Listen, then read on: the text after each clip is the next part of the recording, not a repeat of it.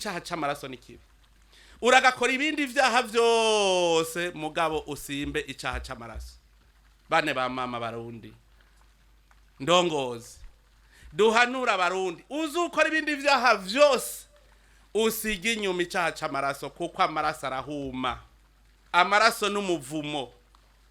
Duhanurane twese uzusha ugumuka utagumuka gumuka ushaka ugendurare mwibarabara ugira iki ushake mugabo ntiwica umuntu kuko umuntu sigwawe umuntu urikire mwacimana inzu urashobora kuyiturira ukazokubaka iyindi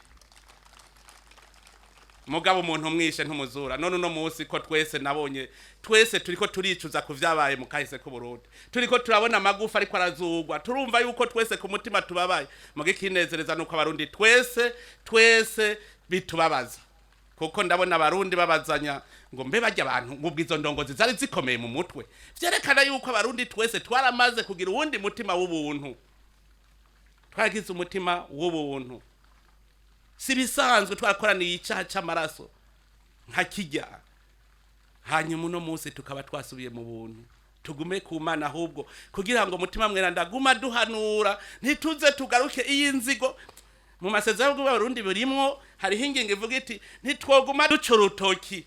Harageze yuko uno munsi twumva yuko turabarundi twese kandi duhinduke. Ibi bintu bijanye n'ubwiyorobetsi ngo ntwenga mbabaye ngo bera kumenyo ibi bintu ntahandi vyavuye kwa rukubera ubwoba bw'indongozi dutinya indongozi tugaca twiyorobeka ku bandi barundi bene wacu. Umuntu uri uramuhigira ugaca umutwengera n'amakosa. Umuntu iyo yagukoreye ikibura mubwira uti wewe wanshayeko ahaririye ugapfuma umujana kuba muhanura avyemeye naho mugasabana imbabazi muti twibandaniriza urugendo rumwe. None aho habuze ingorane ziri hehe?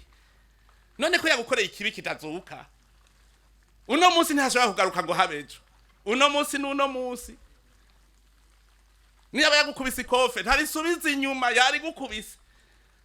None uno munsi rero cumukubita irindi wunguka iki?